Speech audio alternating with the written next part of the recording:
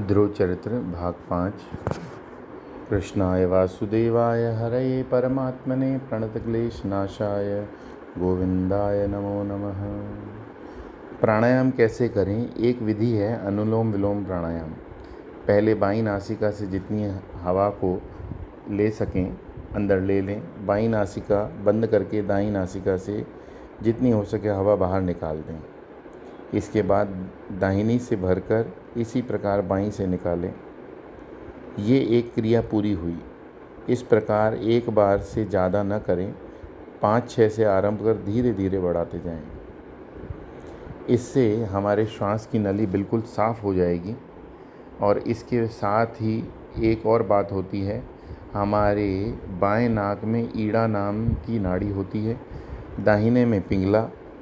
जब वायु का आवागमन दोनों नासिकाओं के बीच चलता है तो इन दोनों नाड़ियों का शोधन होने से उनमें संतुलन आ जाता है। ईड़ा पिंगला के संतुलन में नित्य निरंतर रहने को ही कहते हैं सुषुम्ना नाड़ी में प्रवेश। सुषुम्ना अलग कोई नाड़ी नहीं है। विज्ञान का एक सिद्धांत है कि ऊर्जा का न निर्माण किया जा सकता है न उसे नष्ट किया जा सकता है। ऊर्जा का हम केवल रूप बदल सकते हैं। जैसे बिजली के रूप में रहने वाली ऊर्जा प्रकाश का रूप ले लेती है, ये सिद्धांत हमारे शरीर की ऊर्जा पर भी लागू होता है। जब हम बिना हिले डुले एक ही आसन में बैठे रहते हैं तो हमारी द्रव्य शक्ति प्राण शक्ति में परिवर्तित हो जाती है। प्राणायाम के द्वारा प्राण शक्ति ज्ञान शक्ति में बदल जाती है। फिर चिंतन के द्वारा हम ज्ञान शक्ति के भी परे चले जाते हैं। इसका जो अधिष्ठान है हमारा चैतन्य स्वरूप, उसमें स्थित हो जाते हैं। जब जड़ चेतन का भेद समाप्त हो जाता है तो हमारी स्वरूप में स्थिति हो जाती है। नारद जी ध्रुव जी को बताते हैं कि प्राणायाम के द्वारा इंद्रिय मन को नियंत्रित कर भगवान के सगुण साकार रूप का ध्यान करो। भगवान का चेहरा नित्य प्रसन्न है। वे भगवान को मनचाहा वरदान देने को उत्सुक जान पड़ते हैं। उनकी नाक, भौं तथा कपोल इतने ही सुंदर हैं। इस प्रकार उनके एक एक अंग का और उनमें जो आभूषण हैं उसका ध्यान करना चाहिए। भगवान का मेघ के समान नील वर्ण, उनकी सुंदर आँखें, उनके गालों पर लहराती धुंधलाली अलकें, इन सब का चिंतन करते हुए जब मन स्थिर हो जाए तब वो भाव लाना चाहिए कि भगवान मुझे देखकर मुस्करा रहे हैं। इस प्रकार भगवान की मंगलमयी मूर्ति का निरंतर ध्यान करने से मन में उनमें लीन हो जाता है और वहाँ से वापस संसार की ओर नहीं लौटता। पहले भगवान के सगुण साकार की उपासना की जाती है। उसमें जब मन प्रतिष्ठित हो जाता है तब निर्गुण निराकार का ध्यान लगाया जाता है। शिवोहम सच्चिदानंदोहम इत्यादि सूक्ष्म चिंतन की बातें हैं। जो लोग उसको भी तबला ढोलक बजा बजा कर भजन की भांति गाते हैं, ये ठीक नहीं है। भजन की बातें करनी है तो सगुण साकार की उपासना करें और उनके सुंदर मनोहर रूप का ध्यान करें। यहाँ भी देखिए, वर्णन में पहली बात आई है कि प्रसन्न वदन। उनके पास दुखी भक्तों की भीड़ पहुँचती है, लेकिन भक्तवत्सल भगवान उनको देखकर दुखी नहीं होते। इसलिए हम कहते हैं कि किसी दुखी व्यक्ति को सांत्वना देने जाओ तो ऐसा चेहरा मत बनाओ या ऐसा व्यवहार मत करो कि दुखी व्यक्ति और भी दुखी हो जाए। ऐसा व्यवहार होना चाहिए कि दुख से बाहर निकले।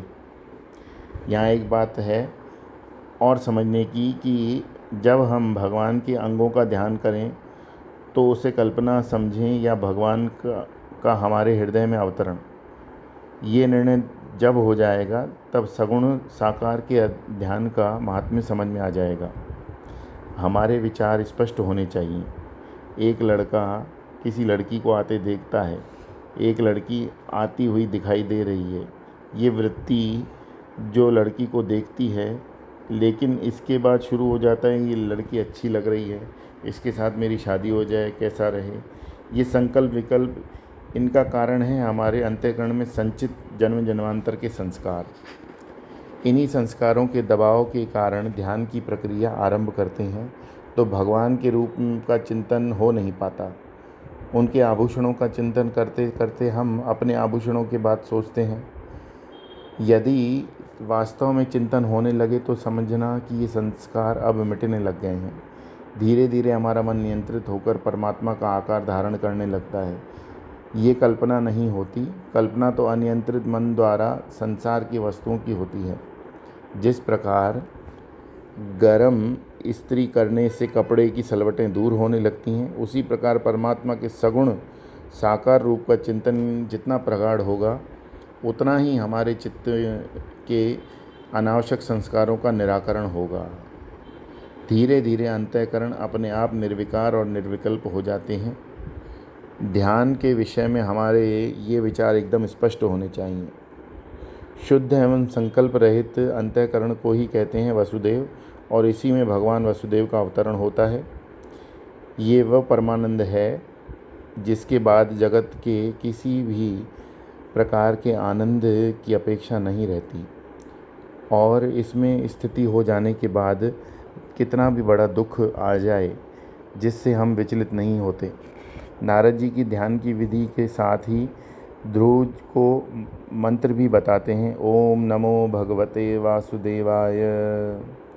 वे बताते हैं इस मंत्र का 7 दिन रात जप करने से सभी सिद्धों के दर्शन होने लगेंगे। इस मंत्र का उच्चारण करते हुए जल, फूल, फल, तुलसी आदि से भगवान की पूरी पूजा की जा सकती है। भगवान का विग्रह पत्थर या धातु का न मिले तो पृथ्वी या जल में ही उनकी पूजा करनी चाहिए।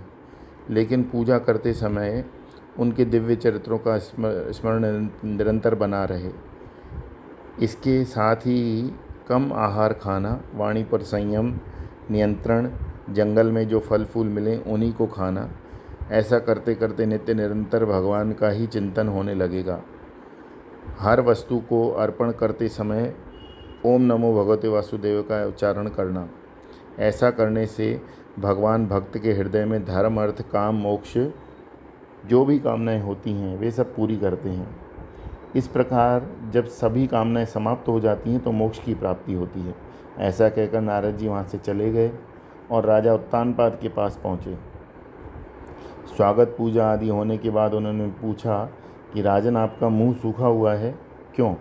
आप व्याकुल लग रहे हैं, ऐसा क्या हो गया? राजा ने कहा, हे भगवान, मैं अपनी पत्नी का ऐसा गुलाम बन गया हूँ कि मेरे हृदय में सारा प्रेम निकल गया। मैंने अपने 5 वर्ष के बालक को घर से निकल जाने दिया।